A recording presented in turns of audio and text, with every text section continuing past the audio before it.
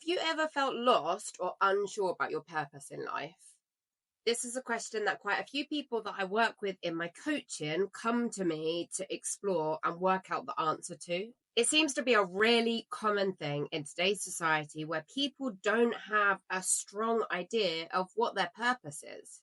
The Japanese have a concept called Ikigai that can help you to tune in to your true purpose or your calling.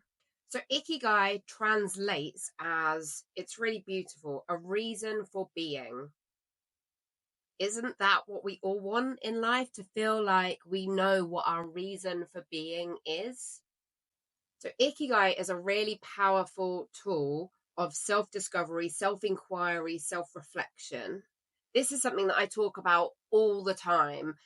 These tools that we can bring into our life to help us grow, with our personal growth and our evolution and ultimately our happiness and our stability and our excitement for life.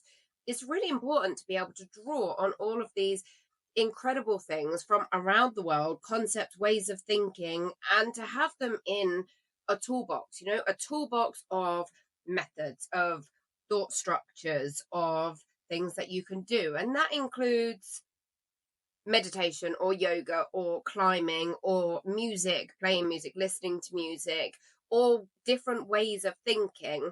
All of these things are very valuable to us in our journeys. If we are looking to grow and we're looking to evolve, then being able to draw from all of these different modalities is a very powerful thing.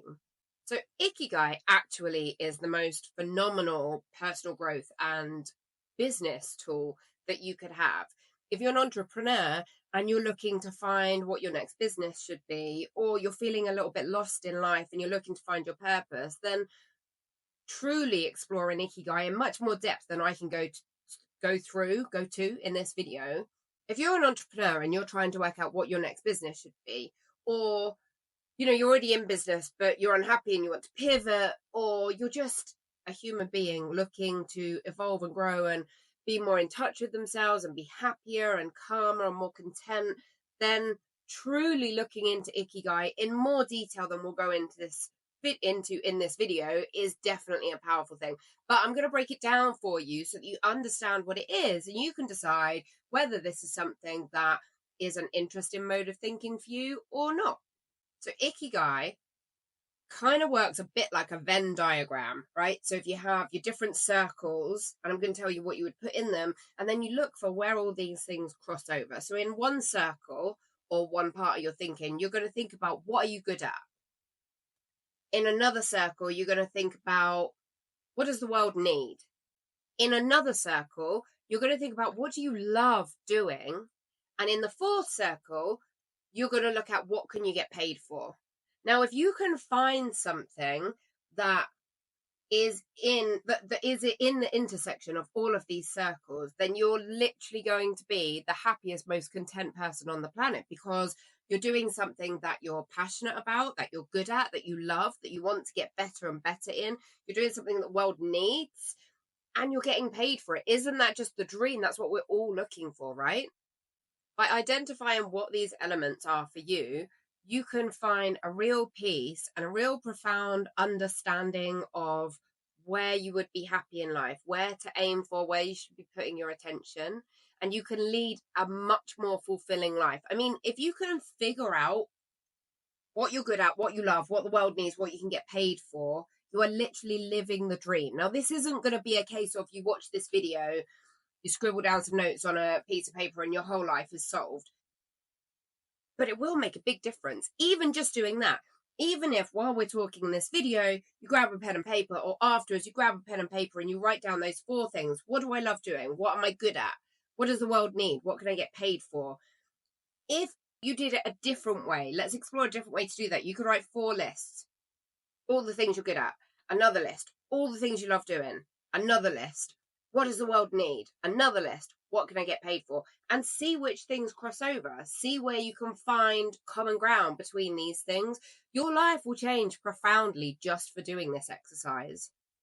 This task will give you a deeper clarity of who you are and what you want from life. And it will help you to understand what truly motivates you and what brings you joy. Isn't that what we're all looking for? We're all looking for things that bring us joy. I mean, I know that I am someone who advocates for looking for joy and pleasure and happiness in all things. And I take it, for some people, to the extreme.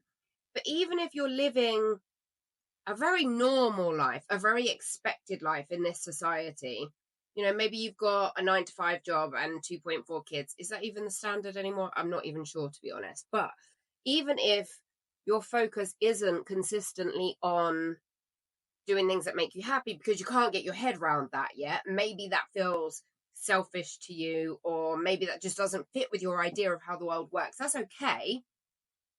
Even within that, if you can do this task, if you can sit and brainstorm and write these things out and think about it, write things down, and then go to sleep, and then come back to it, and then meditate on it if you meditate, or don't, or listen to some music while you think about it, or just have it in the back of your mind while you're going about your life, and just come back over maybe a period of maybe 3 or 4 weeks. Keep coming back to it and adding to it, and have it as sitting in the back of your mind as an idea that can transmute and change and bond itself with the ways that you think naturally anyway.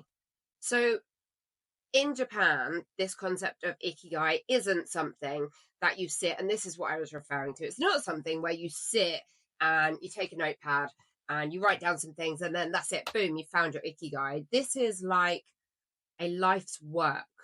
It's almost the pursuit of finding out what your Ikigai is almost the drive of life for the people in Japan that follow this modality. It normally includes many, many hours of meditation, many, many hours of self-reflection and introspection, and some real dedication. This is taken very seriously. This is completely a way of life. Another way to look at it, another 4 categories, if you like, that maybe might resonate a little more with you, is passion. Your passion, what are you passionate about? Your mission, what's your mission in life? What's your vocation in life? And what's your profession? So you can explore those as well, and that will bring you to a similar kind of point of understanding on yourself. As with anything, although this is a huge way of life, if you're listening to this and you're thinking, this sounds really helpful, this sounds like something that I can adopt into my life to improve my life, but it's not something that you've adhered to or had a disciplined structure towards, start simple. The same as everything that I say. Start simple, start slow, start easy. Do little sessions. Do one session, scribbling some notes down. Like I was saying, come back to it, do another session, and let it grow and develop naturally in the way that your mind works and your emotions work, because the way you respond to it will be different to any other human being on the planet, because there are no other human beings on this planet that have had your life experience, your history, your environment, your societal influences. So this is going to be very personal to you. All personal growth is very personal, and anyone that tells you otherwise is talking nonsense. When you're looking at this, a really important thing to keep in your mind is don't focus on the income. So when you're trying to work out what is my Ikigai, where should my focus be in life, don't have money be the sole driver, because that will just by its very nature detract from the value of the other sections that you're trying to work out, the things you love, the things you're good at, the things the world needs. Those things are more important. Don't go at it with a purely financial mind state, because that will close you off to all of the other things. Now, like with anything in spiritual evolution or personal growth, even just by doing this, you are going to gravitate towards a situation in your life where you are making more income and you are attracting more abundance in your life, because you're more aligned with who you are. And that will be a happy consequence, but it shouldn't be the driving force. It's really important to incorporate mindfulness into this and finding the simple things in life that bring you joy. That might be that cup of coffee in the morning, or the smell of freshly cut grass when you step out your door. Finding reasons through the day to tap into a joyful reaction, a joyful experience, even if it's just fleeting and temporary. Looking for the reasons in life that make you feel happy, inspired, motivated, that will bring your mindset into a place where you're more able to naturally find your ikigai anyway. I found this concept completely life changing, and it was something that actually I've always worked on because of my mindset, because of the way I think. I just didn't really have a name for it, I didn't have any structure to it. And I was actually taught this, and I didn't realize I was actually taught this on a business course maybe 5 years ago, maybe 7 years ago, I'm not sure. And they sort of taught some principles of this to work out. It was an entrepreneurial course, is what it was. And we were taught about these four categories, but I was never told where this came from. And for me, it's so much stronger knowing the roots of this, or the tradition behind it and the discipline behind it made a big difference for me. But even if you go into it, maybe, you don't really want to think too deeply about anything, the whole woo-woo side of things doesn't appeal to you, that's okay. That's fine. You can still take something really valuable from this because it's a freaking great exercise. I really hope that this has been helpful. It was so helpful to me. And I really hope that this video has brought some way of thinking into your life that maybe you didn't have access to before, maybe you hadn't thought about. Maybe you're very well practiced in Ikigai. I'd love to hear about it. Please let me know what you think. And thank you again so much for watching my video. I hope to see you in the next one. And good luck on your journey towards Ikigai and having a more meaningful life.